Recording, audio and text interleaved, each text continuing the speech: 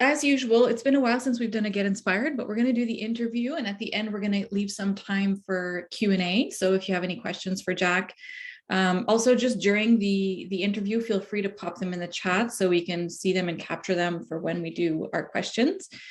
And at the end, we're just going to launch a quick poll. It takes just a few minutes to help us kind of better understand how the event helped you and just to share some information with us. So let's get started. How are you, Jack? Good, doing great. Good. It's nice to great see to you. Be here as well. Yeah. Yes, we always love having you. It's really great. I'm really excited about today's interview because I feel like we did our pre-interview last week, and I feel like there's so many things that we're going to talk about today that are not talked about a lot in entrepreneurship and in business. So we're just going to dive right in. So you've been with us already before you did the Ask the Experts session, but can you tell us a little bit about the businesses that you have? Business is, because I know it's growing. Yeah. And tell us also just why you started those businesses, like what inspired you to become an entrepreneur and start those? Yeah, actually, it's hard to tell how and why did we start many things in our lives. It's a combination of a lot of reasons. But let me introduce first the first identity that I started was Beirut in Lebanon. Beirut was a result of passion that I couldn't involve maybe in many jobs that I got. And one of the other reasons was the injustice that we see in the organizations and the companies, not necessarily with myself, but with the colleagues that I had, people who had families. So I said there must be another way to do business. So I started Beirut with the aim to have a quick, business that can start generating revenue and growing the team. It wasn't that easy way. So it was for so long a very small team. And then suddenly I started changing the way how we are going to the basics. Why did I started the business in the first point? And then a few years later, because Beirut was a local company, I didn't think much about the name. It was just something cool, and I did it. It was 2010. And then a few years later, I lived a couple of months in Australia. So I said, why can't we do Sydney Inn? Because I was living in Sydney. Mm-hmm. And then, and it was so on. The idea was to create many cities. But, because entrepreneurship, it's an ups and down journey. So then I registered another business with all the metaverse and cryptocurrency. I called it Brain Digits to make it more, as an identity appealing for this field. So I wasn't so maybe right with my identity strategy, but I made it, I made it right maybe because of the opportunities that you can find. I mean, sometimes you take a decision and later on you try to see what opportunities you can get from all these decisions. So this is entrepreneurship in general. It's not a static plan that you do and you just follow. So mainly these three identities are a big part of me, of myself and my daily life.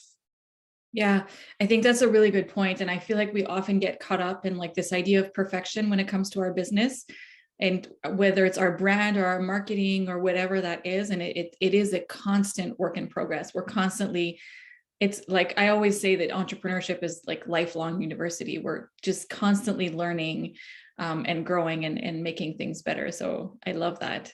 I also think it's a good reminder to be a little bit easier on ourselves, because we can be really hard on ourselves when we're not reaching immediately the goals that we want to be reaching, True.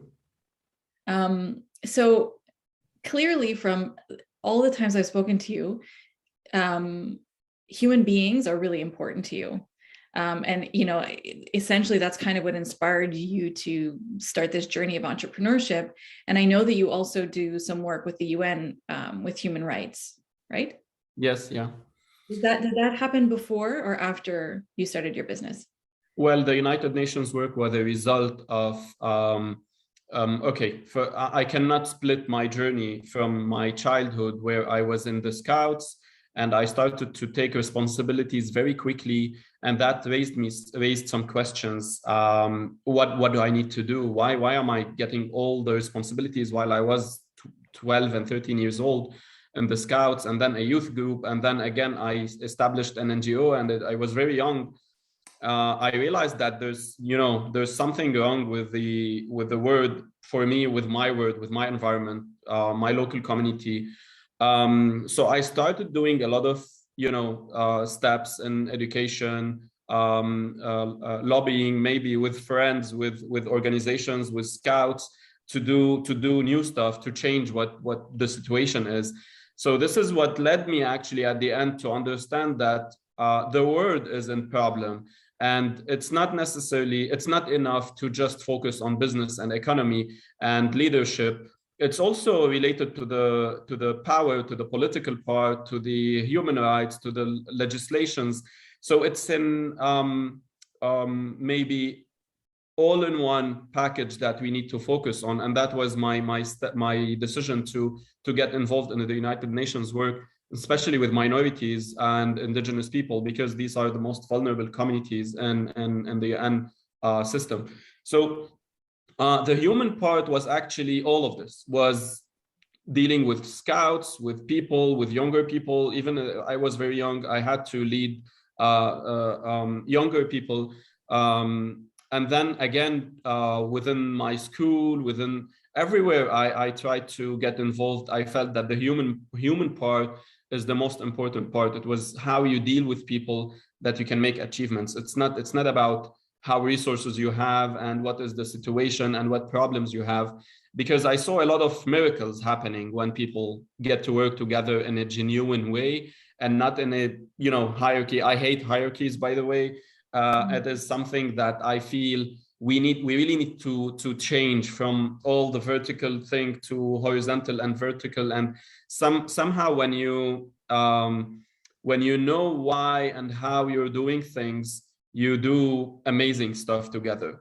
Now we can see organizations, especially after the pandemic, trying to spy on their employees to see if they are working properly or not, installing those softwares to know what their productivity is, while you can definitely get them involved and integrate them in your vision, and then they will be working more than you're doing for the business and for the vision. And I've seen that. I tested it. I enjoyed testing it, but I was afraid, because all what we learn at the university and from your partners, from your auditor, from whatever, you go on Google and see those plans that you need to follow as a template, and it's all wrong. There's no template for business. It's up to you. It's regarding your personality and your team personality. It's a match thing that you need to work on, and it's a journey. It's not a final thing that you find. So that was the part where I decided to focus on humans, on characters, on channels that you can build, or bridges that you can build between you and your team and everyone, even people that you count enemies. You can build some bridges and change the whole story. Yeah, that's really powerful. And yeah, I think, in business, even so, what you were talking about, what happens in business, and this idea of like spying on their employees, which I think is completely insane.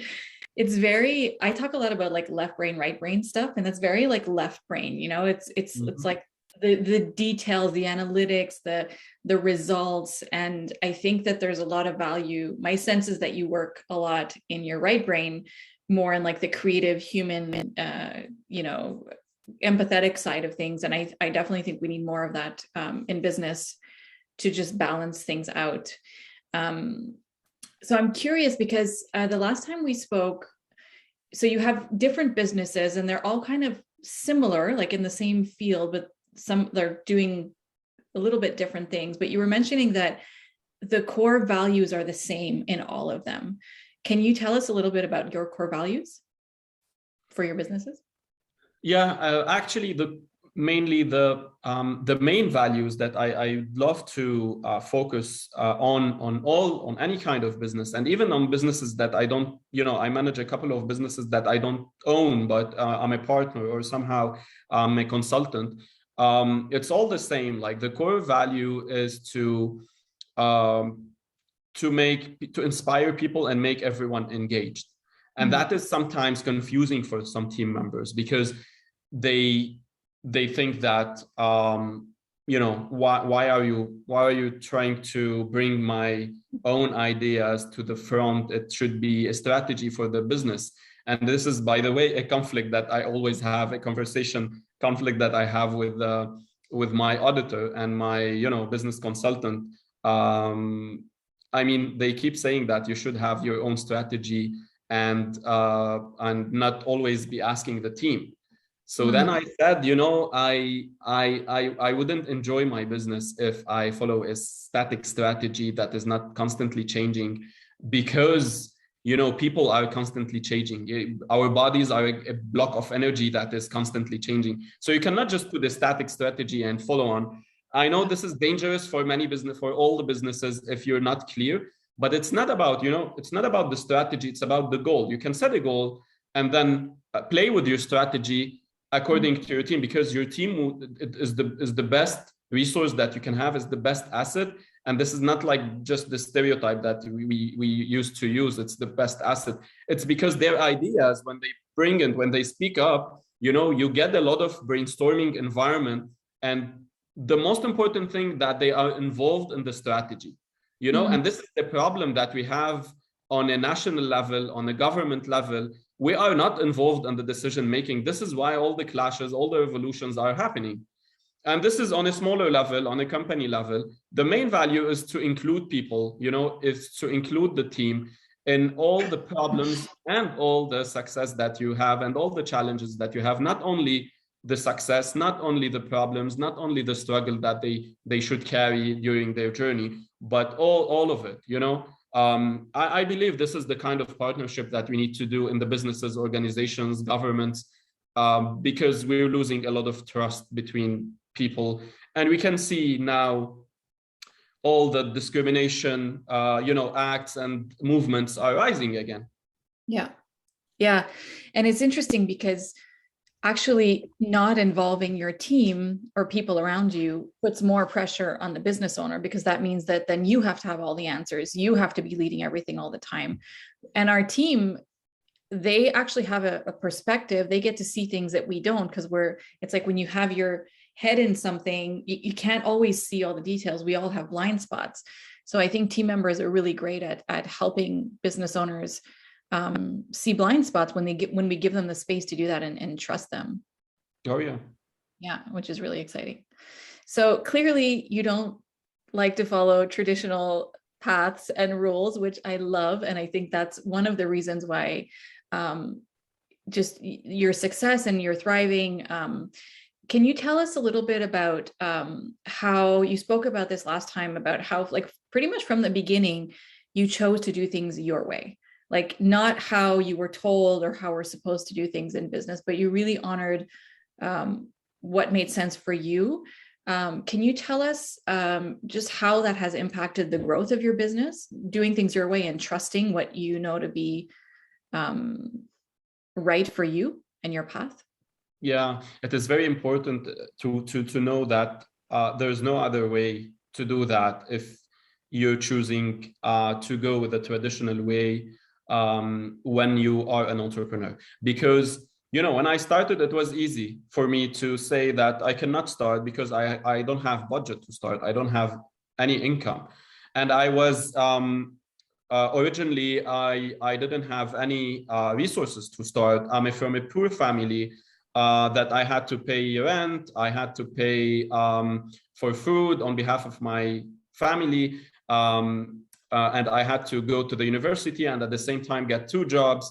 It was really struggling. So when I decided to start my business, it was a big risk. So I wouldn't see it like doing it the way that you need to find an investment and then try to do it not the right way, but the traditional template that you start a business.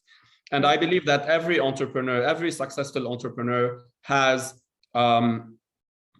his or her way of doing business. Otherwise, they wouldn't succeed, because you need a lot of resources. You need a lot of people to start a business in a traditional way. Sorry for saying traditional. Most of the businesses are being creative now, even if they are not startups or entrepreneurs. But you know what I mean. It's you have to feel, you have to understand, and you have to accept what is coming from your inside, to what your instinct, what you believe in, so you can proceed and you can enjoy the journey. Otherwise, you stop from the first year. And this is what's happening, by the way, with many people who are trying to start a business, copying other businesses. And this is very dangerous if you don't have the resources, if you're not, just investing in a business, but you're starting a new idea. So that was the main factor. Although I didn't see that, by the way, by that time, I just followed my heart, my emotional intelligence. I don't know what is it, but I just followed it, and it was dangerous. I stopped going to my job. I quit my job for 4 months without any salary, without any income. And then I was planning for my business, but at the same time doing some freelance work, at the same time trying to find another job, because you're not so sure that you want to stop looking for the job. I was looking for a job for 3 years later. It wasn't like, okay, it's final, I don't want to get a job anymore.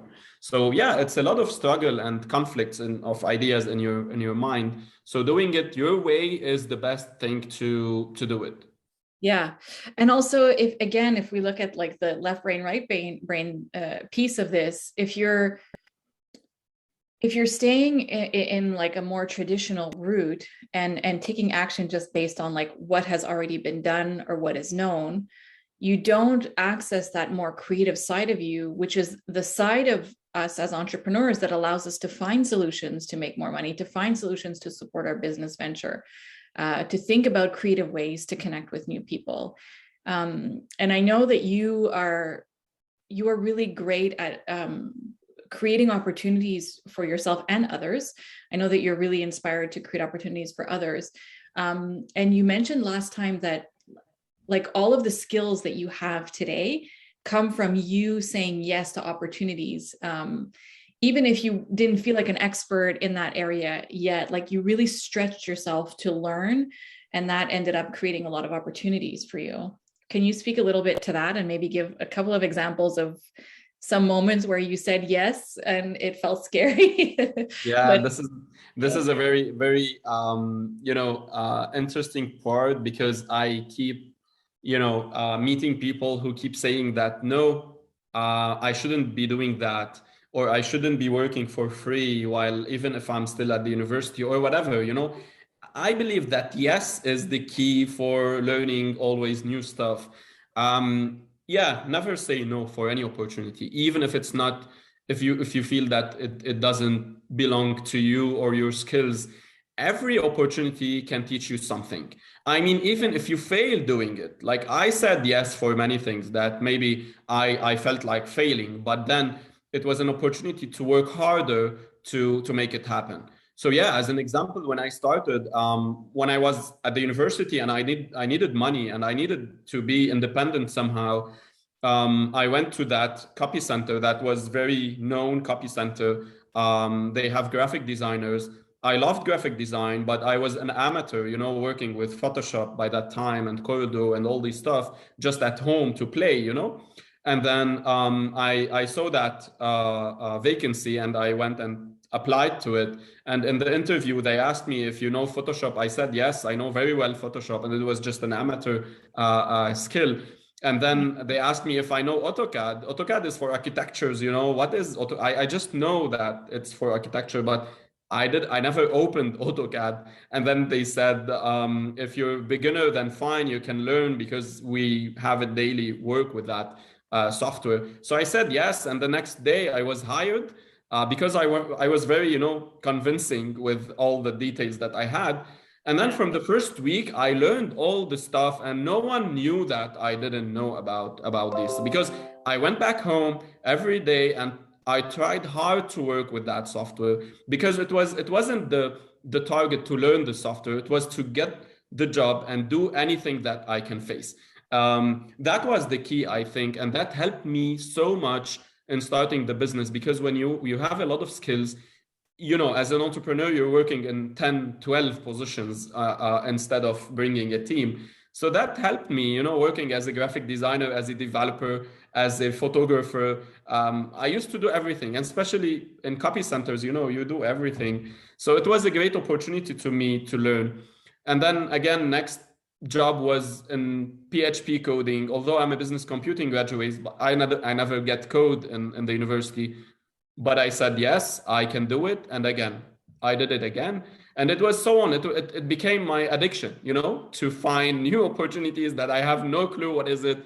And then find out, discover, and excel in it is very important. Not to say yes and not follow, all the details.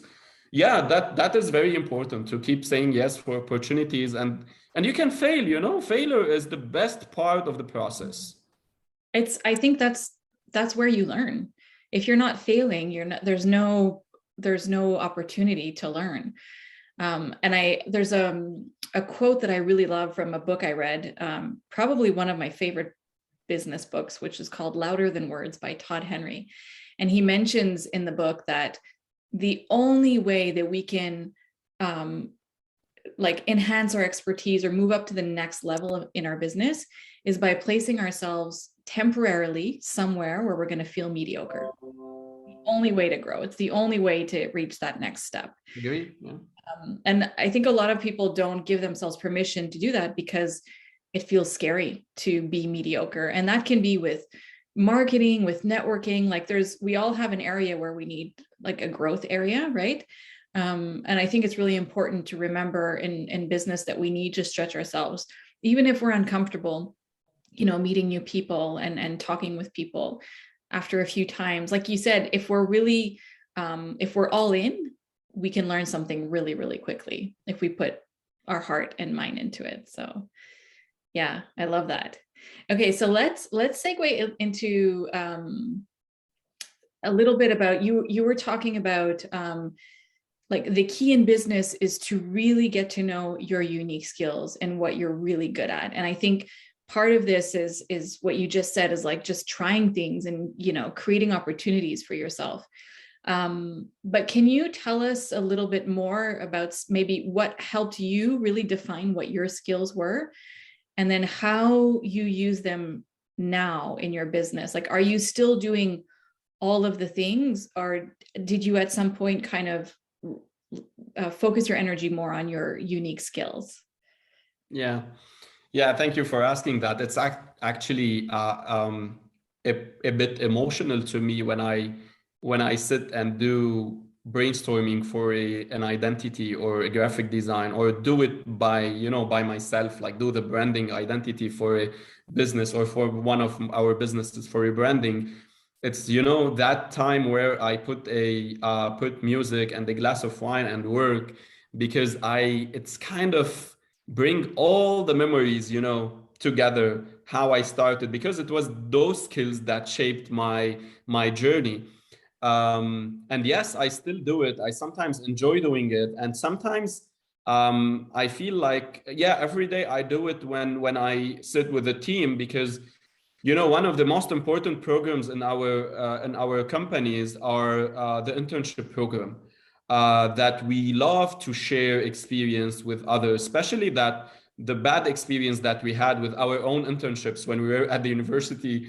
It was like you feel at the workspace that you don't belong there, and no one wants to teach you anything, and all this negative environment has led me and my team to create a kind of internship program where people can really feel engaged and involved, and they can learn a lot, like even more more than the university. And it is getting a lot of great feedback, and it's in that program I always feel like I really need to share all my experience with the team. I mean, especially people who are freshly starting their journey. I feel like, it was a mission that I had to do when I started this way, especially when I'm in environments and countries that are, people are struggling there. example, Lebanon, and Lebanon has always crisis. And when I see people, struggling with their families, with their, when their families invest a lot of money to send them to universities, it is really struggling when they finish the university and they don't find a job.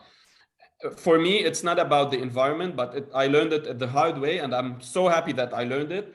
But it is not fair at the end. It is not fair that you finish your university and then the whole economy is collapsing, and you Yeah. can't even get the minimum salary that you deserve. So this is when I feel that all the skills are still something very important to be still using, because I work with all the team, with all the team members. I love to share my experience. And whenever I use it with businesses, actually, I enjoy more when I'm sharing the experience with my team more than doing business with those skills. I don't really care about profit and getting more clients from the profit part. I care about getting more clients just to network more and know more people, and that's my currency, by the way.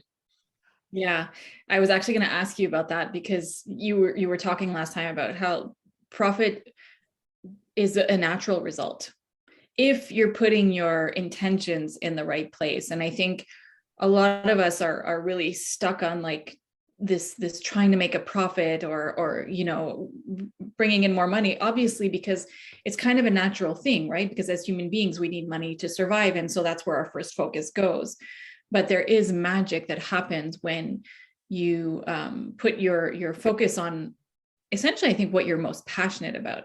For you, you're really passionate about people and creating opportunities. But I think for every entrepreneur, if they really just like zone in onto what they're really passionate about and put their energy into that, it creates growth and opportunity and profit. So I really love that you mentioned that. Can you tell us a little bit about one or more, it can be more than one, but the strategies that have been the most successful for you in growing your business? I think I know the answer, but I'm still going to let you share a little bit about, for some, again, because I agree that entrepreneurship is, there's not one straight path. Digital marketing might work really great for one company and networking might work really great for another. So what have been the strategies that have worked the best for you in your business? Yeah.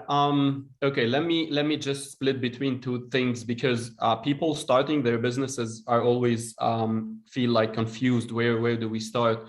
From a technical perspective, yeah, digital marketing was amazing, but focusing on maybe on specific parts, like starting a strategy on a budget because you don't have that budget to invest in ads. So focusing on mixing between the client feedback and client happiness, and project that happiness and that feedback on digital marketing, and not just go with your, I don't know, ads. So that was a great strategy to do, to get new clients somehow, like very few clients that you get in the beginning, to focus on those clients, to make them feel like, I still remember the first clients. It was so important to me, learning about them, feeling like I'm part of their I'm part of I'm part of their business. I'm part of their team, and not they are not clients, they are partners. That was very important. And guess what? These clients are still there, like 12 years later. They are still there on a personal level, on a company level. So focus on the first steps, on clients as they are partners, as you are part of their team, and not like they are in turnover record. So that was one strategy to follow in the beginning. But talking about strategies, it's actually 4 or 5 years before. I mean, the focus was more on bringing more clients, maybe in a way that you focus on the word of mouth. Whenever you make success stories with clients, they bring you more clients. That was amazing. And guess what? Like for 10 years, I don't really remember that campaign that brought a lot of clients. We never did campaigns with the goal to get more clients.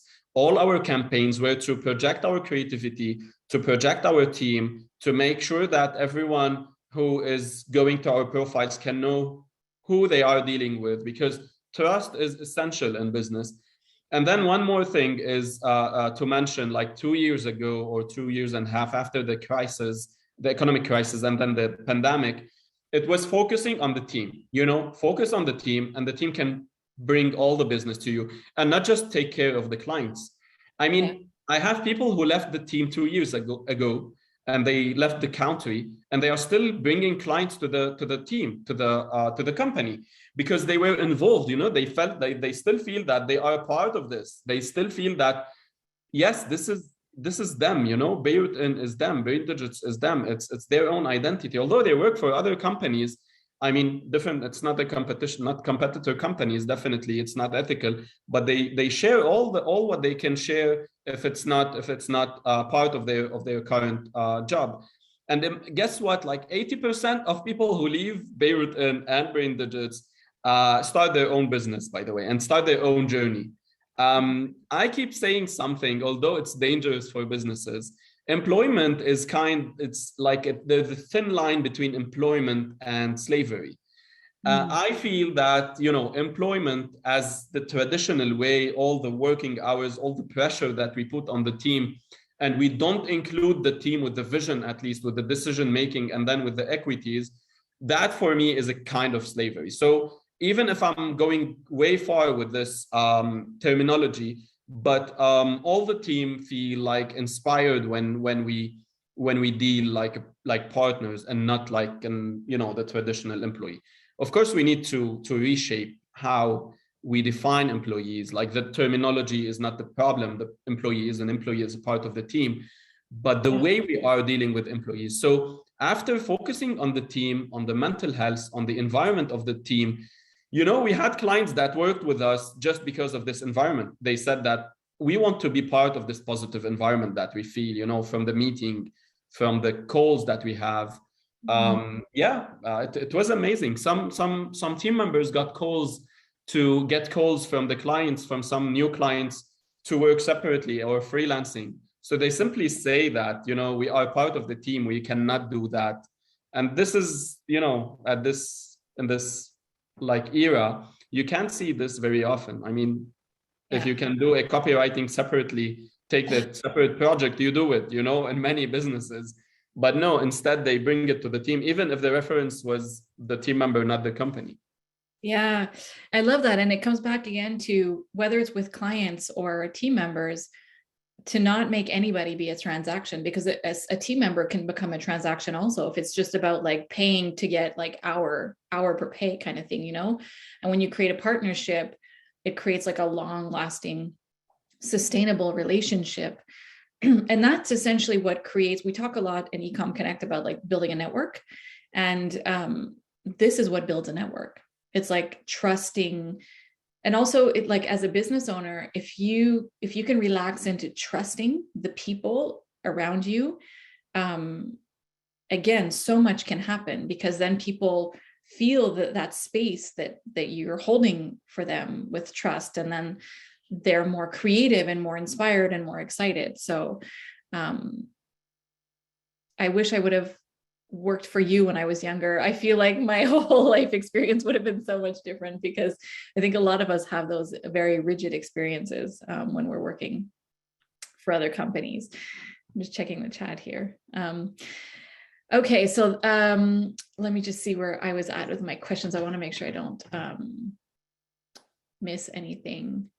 Okay, yes, there's two more things I would love for us to dig into. One is, I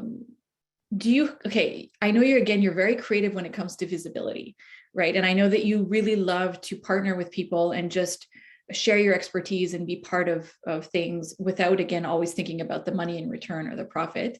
Can you just speak a little bit to that, and how you, maybe how you decide what opportunities you say yes to and no to?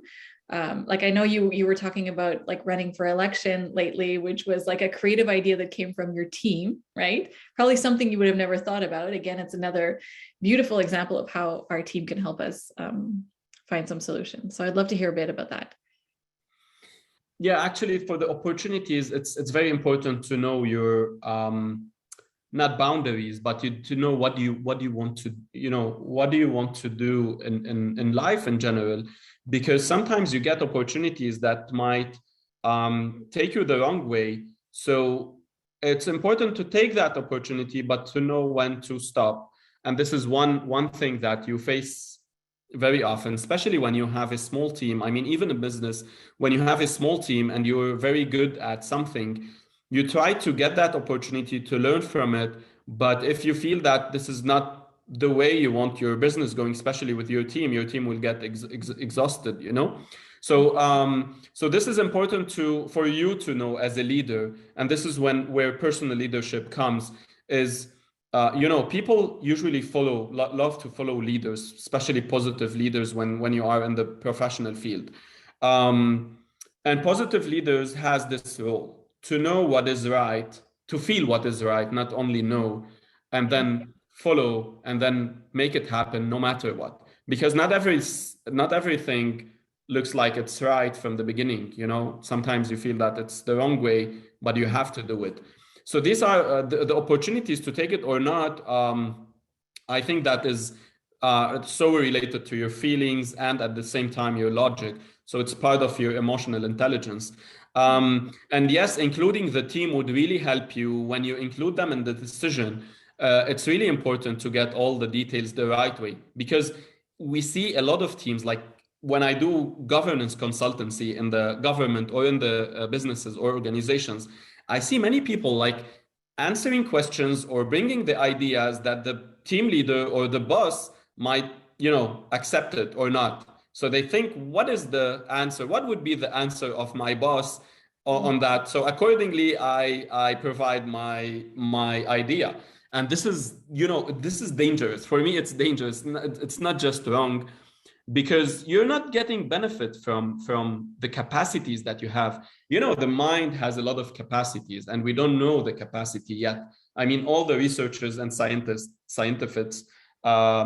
try to find what is the capacity of the mind, and they still cannot know all the capacity. We can know what is the capacity by pushing the limits. So when we give the space for our team to bring those opportunities, to bring all the ideas, then I would have a lot of options, a lot of ideas to recalculate and put in the right way or in a strategy, because I can see the whole picture as a leader. So this is very important. And yes, as a result, because we were pushing for the public awareness, because people are struggling, and every time we find a solution, the team is involved in that solution. So one of the ideas was, why don't we run for elections so we have a big exposure and bring all these ideas to the leaders, to the political parties, and to everyone, because you will have more exposure, and then you will be doing the job really quickly, with all the danger, on my identity with going the elections.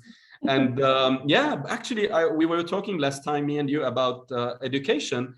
And Yeah. guess what? I had a meeting with my little kid school. All the schools in Lebanon are struggling.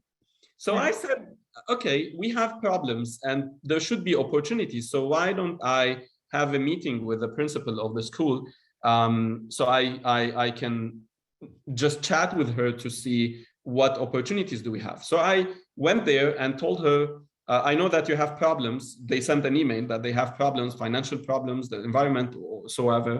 And she started telling those problems. And then suddenly every problem was equal an opportunity. So in the Mm. beginning, she was negative because of the environment in Lebanon. And then suddenly she started following me with the same channel of finding opportunities. And then she started like finding, a lot of ideas.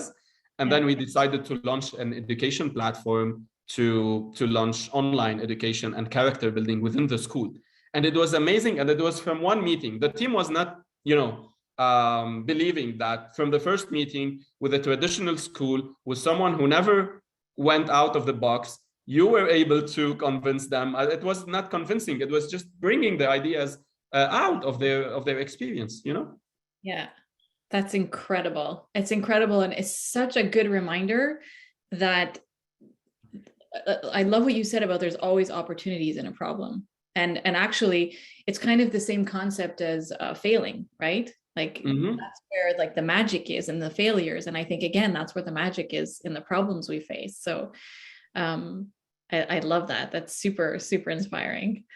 Um, okay, so let's talk about your team a little bit more because I know like there's so many people who would love to have a team, right? Obviously, when you have a team, you can leverage your business and your skills and your impact so much more.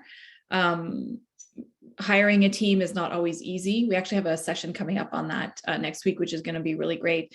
But I would love to know kind of how did you get started hiring a team? How did that look? Like, did you wait to be in a really comfortable financial position, or did you have other creative ways of starting to build your team? How did that look? Yeah, in the beginning it was very hard because I had to spend all the income that I have or the profit that I was having in the beginning on getting people to help me, not in with the aim to help me because I was fine. I was able to do the job by myself with the aim to grow, you know?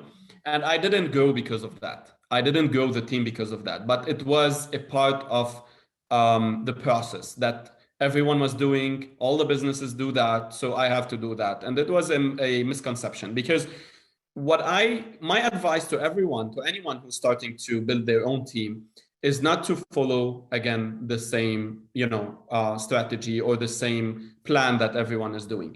So hiring people and wasting your resources on bringing people with the aim to grow is not the answer.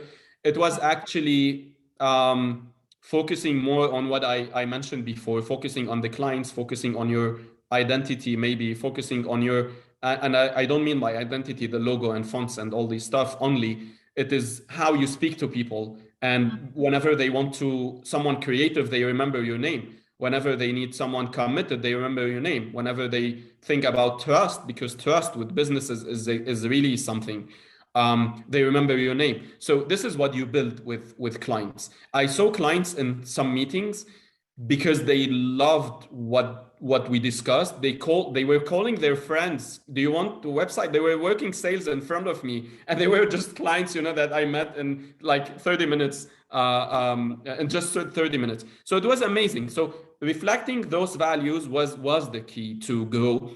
And then the team can grow, like a step by step. It's not easy, but there's some place, knowing your strength is essential. So Yeah. people coming to our business and starting with us were people who want to learn from us, who want to learn these values, and they were fine getting a low salary, maybe, were fine not having long commitments. They were fine not having the best contract of their life, but they wanted to learn something from this. And this was, I think, the key. One advice that I can tell now after all this experience: small businesses and startups can bring like-minded people as interns in the first couple of months, and then they can share profit with them, and they share equities, and they share experience. It's never about money. We say that we need salaries, but it's not just salary is just 20% of what we want from any job, even if we don't admit it. But it's many things. So create the positive environment, do some stuff, go out with your team, do everything that makes people happy, and then pay whatever you can pay in the beginning, and then you can definitely grow. It's not that as easy as I say it, but it is the best solution to do. I mean, it worked very well with me. And if I knew what I knew now, what I know now, it would be like much faster to go in the like 10 years ago. Yeah. But it's great because now you can share it with everybody and then they can grow much faster. Exactly. I love it.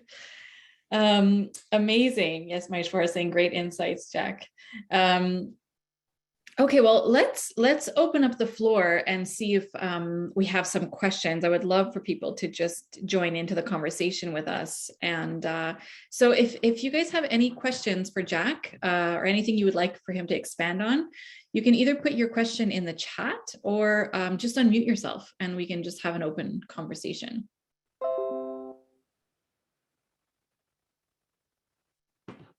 Let me just get my full view here so I can see if we have some people unmuted. I'm just going to go through the chat also to see if I missed anything, because I didn't see the chat while we were speaking.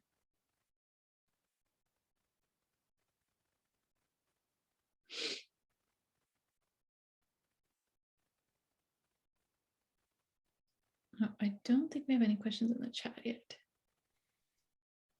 Yeah, actually, in the chat, I can see a couple of members who mentioned there's maybe businesses or small businesses, or some have personal businesses.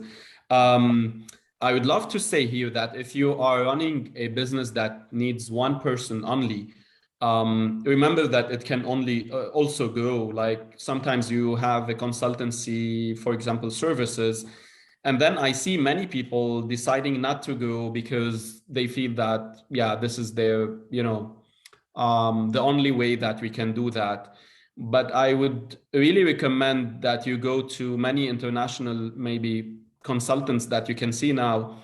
They all have teams, and do not compare yourself with people who've been like for 10 years promoting and having big teams. But again, think like you are a business. Like a business, it's not necessarily a traditional business. It could be you, your name, a business. So yeah, never compare yourself to anybody.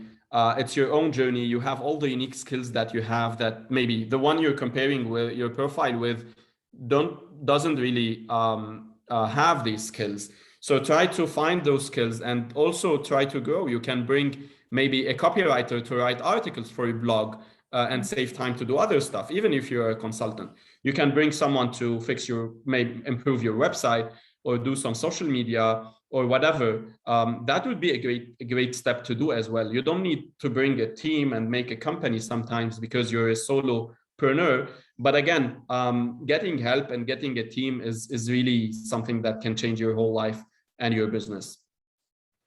I agree. I totally agree. And I've often heard also, and I kind of agree with this, and it comes back again to like this belief of like removing the hierarchy piece.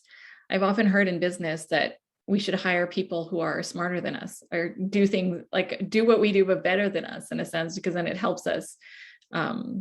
It really helps us grow and see things that we can't see. So I love that. We have some comments. Exactly. Wisal says, thank you, Jack. Insightful, especially the like-minded people. Totally agree. Augustina, hi. Oh, do we have someone unmuted? Oh, I thought I heard someone. Augustina says, hi, my question is about your path in the US Department of Professional Fellow. Can I ask about that too?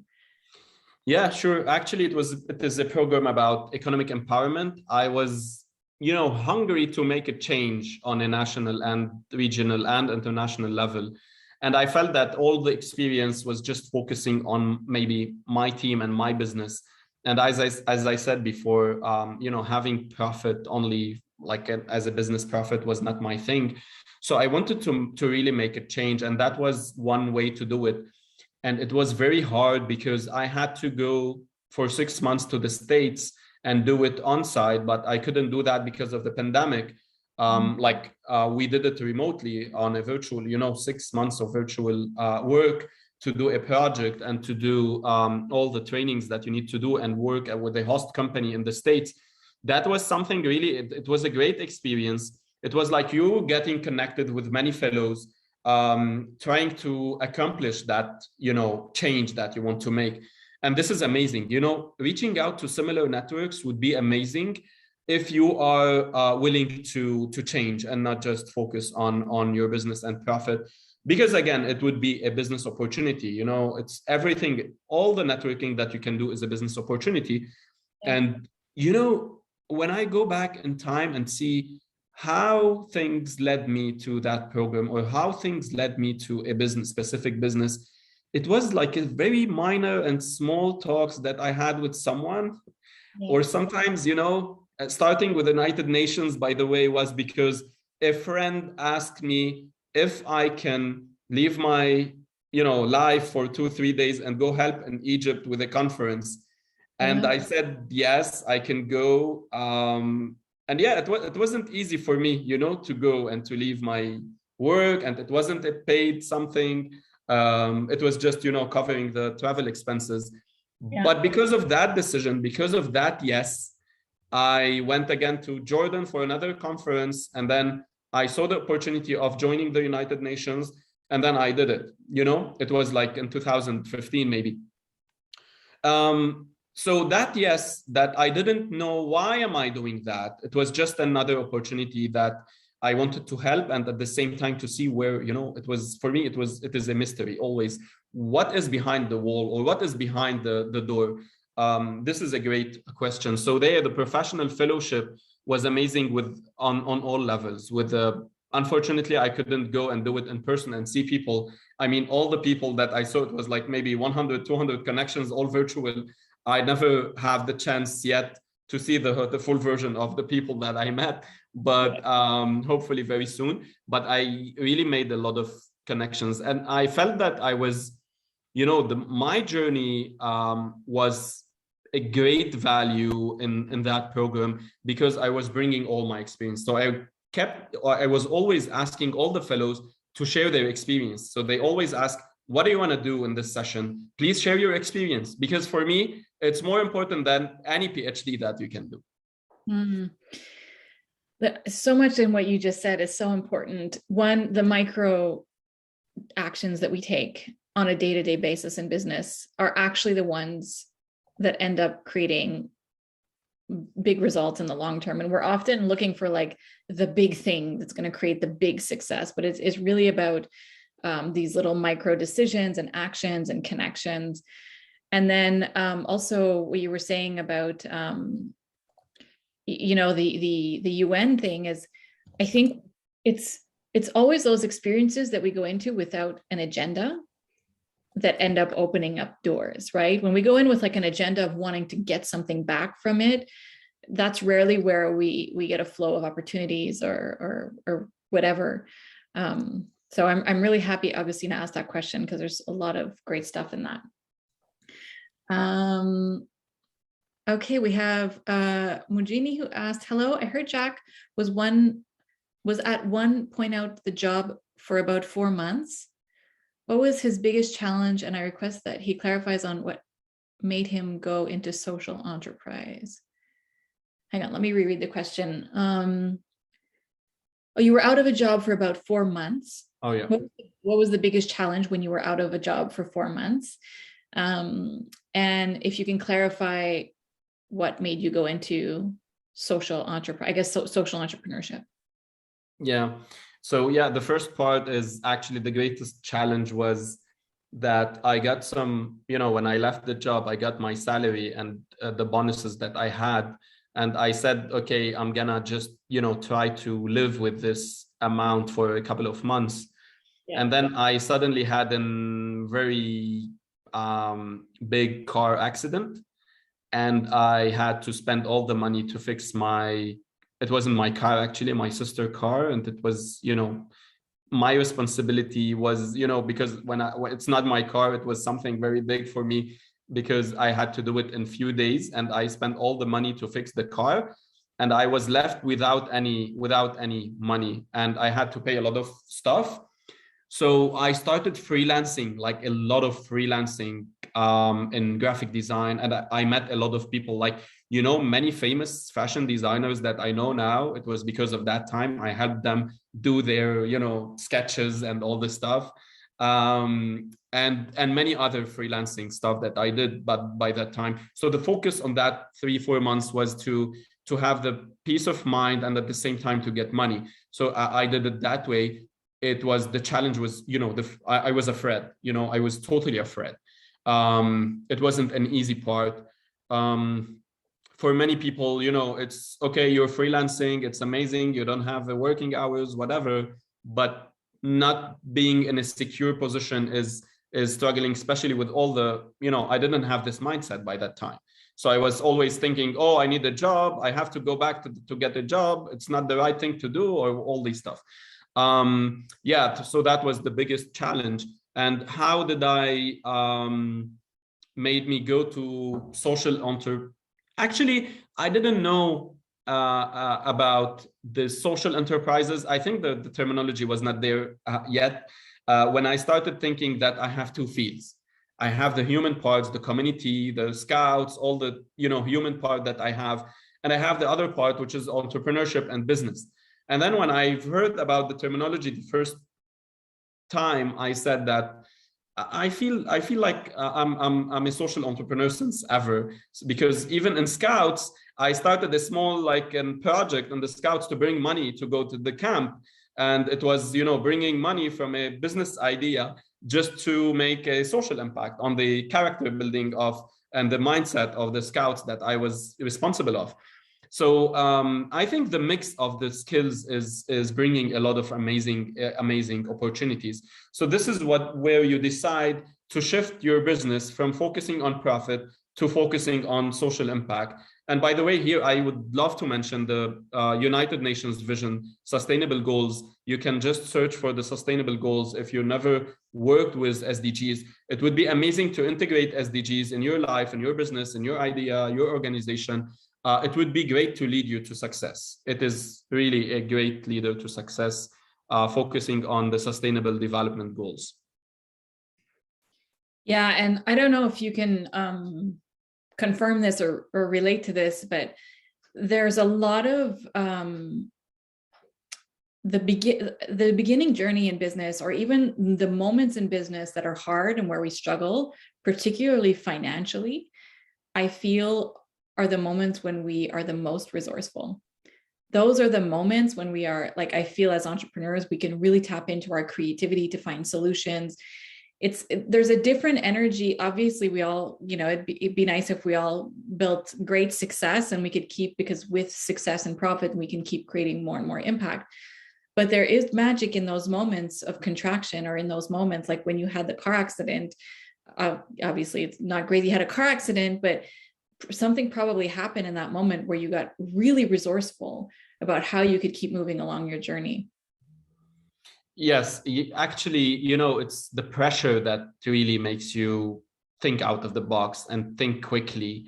It's like the same example can go for when many people, students or participants in the webinars, tell me that when I have my time to do something, a project or a design or whatever, I don't feel like I'm bringing all what I got. But when I have a short time and I'm under pressure, and it's the deadline is few hours, and in few hours, I feel like all the inspiration and all the capacity that I have is invested in this project. I think it's the same. So the pressure can make you really do amazing stuff. Yeah. There is a saying, I think, about that. It's like the diamonds, because they are done under a very high pressure. Yes, right, exactly. No, there's definitely a lot of potential in moments of contraction like that. I agree. Great. Is there any other questions? Please don't be shy to unmute. I know it takes people a little while to warm up and unmute themselves. Feel free. We can take a couple more minutes. Are you okay for another 5 minutes, Jack? Yeah, sure. Yeah. So we have a few more minutes. Rose says, hello, Jack. Thank you for this amazing value live. I would love to ask 2 questions. Okay, Rose has 2 questions. While we're just finalizing some questions, I'm just going to launch the poll. You're going to see a little screen pop up, and there's just a few questions that you can answer for us, which would be great.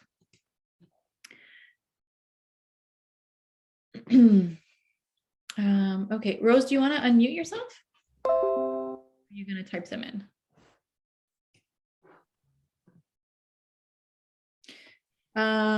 Okay, when do we know that it's the best time to build a team? Well, it doesn't come like the right time or in one lot to create a team if you don't have the resources maybe, or the budget to do that in the beginning.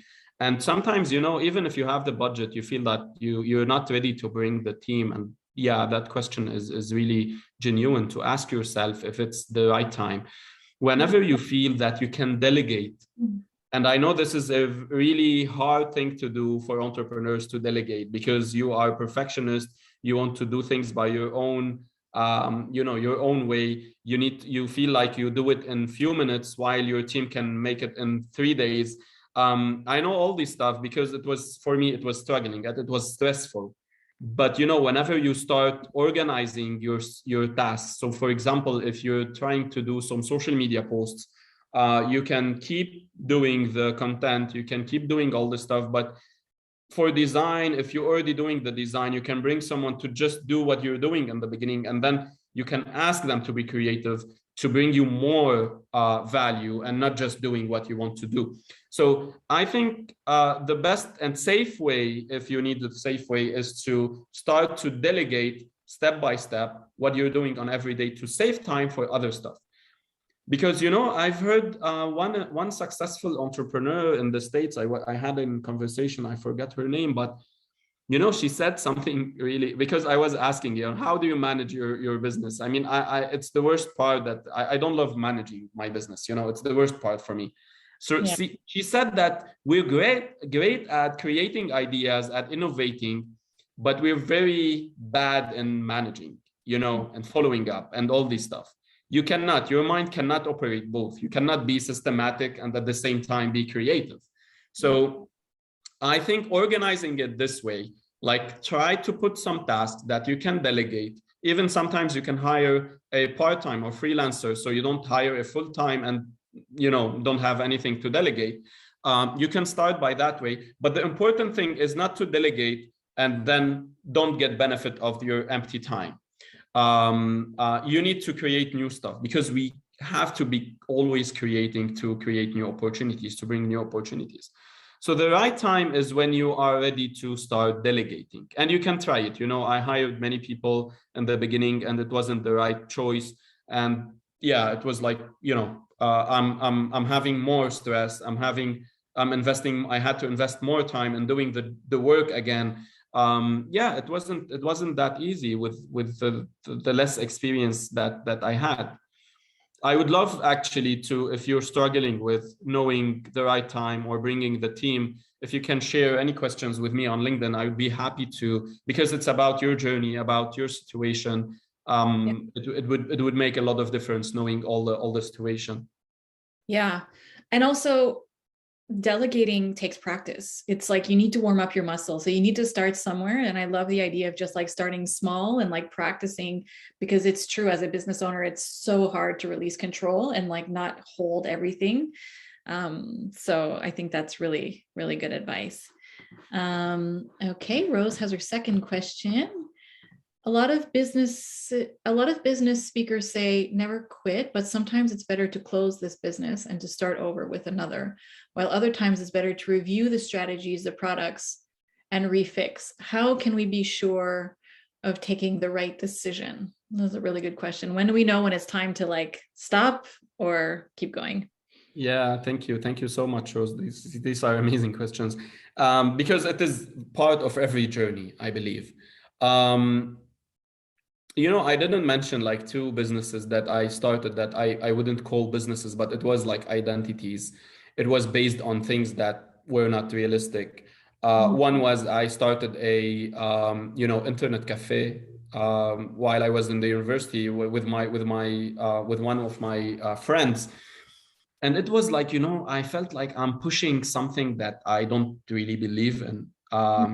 Internet cafe, come on, people are coming. And then I started a small, office in that internet cafe to do websites. And okay, so I love doing websites. Why am I opening an internet cafe? So you can feel that. If you don't feel that, try to ask yourself more questions.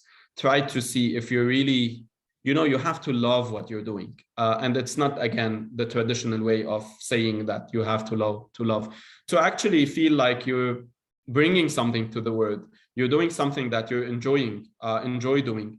It's one of the tools that I bring in my personal leadership webinars.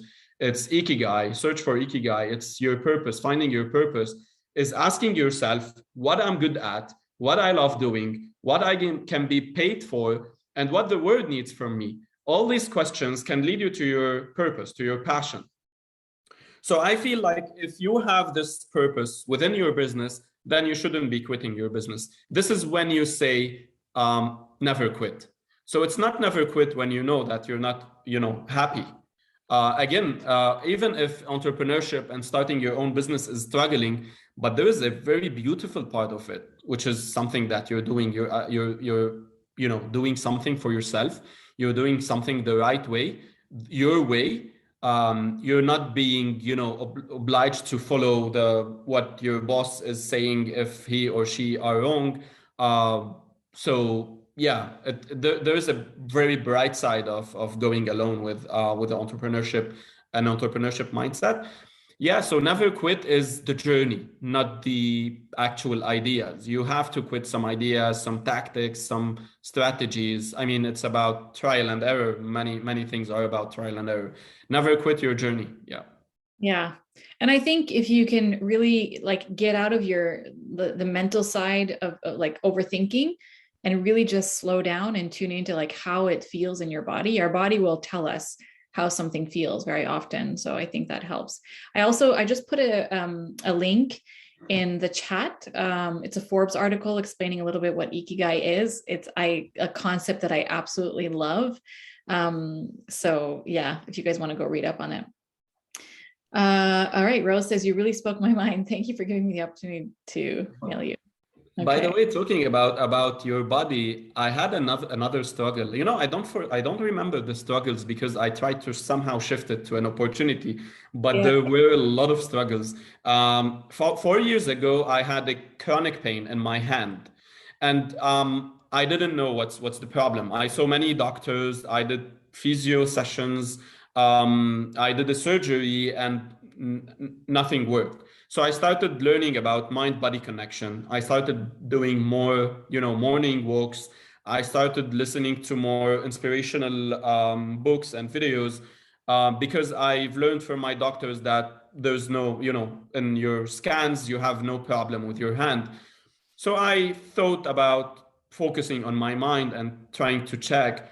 And I realized later that it was because of the stress of the traditional way of doing business in 2016, 17, and 18, going to the office and sitting there the whole day and dealing with the team like it's that hierarchy. Boss, can I go earlier to home today? Boss, can I do this? Can I do that?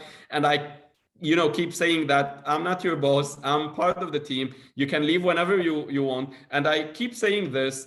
And still, I feel like I'm that boss. Although I had open space, I didn't have doors in my office. But again, I had this stress, I had this struggle. So it led me to a chronic pain.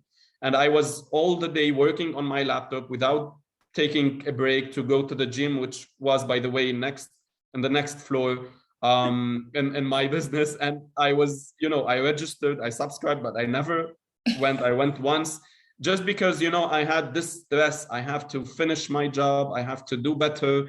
I have to, it's something is not working. I need more money for it. Was all these questions that, now are like, doesn't makes any sense to me. And then when I shifted my business from like the pandemic helped me, the crisis helped me, all the problems that the world has turned out to an opportunity, because going home, working from home, from the whole team and focusing on the team was the priority for me. So yeah, this is when your body tried to tell you something as well. So imagine like a chronic pain that no one was, understood what was it. It was actually my body refusing the current state, the current situation. Yes, I'm so happy you brought that up. I mean, obviously I'm an intuitive business advisor, so all of that stuff for me is so important. And I think that we need to bring more of that into our how we run our businesses, because yes, our body speaks to us all the time. And there's a lot of information in those moments where it's almost like our bodies slow us down for a reason, for us to pay attention to something. So I really love that you brought that up. It's a really good point. Yeah, well, if there's no other questions, I think we'll tie up the interview, but I'll just maybe leave a minute here if anyone else wants to pop back in. As always, if you're a new member, if you're not a member of ecomConnect and you're this is the first time you come to one of our events, The recording of this is going to be in our platform in ecomConnect.org.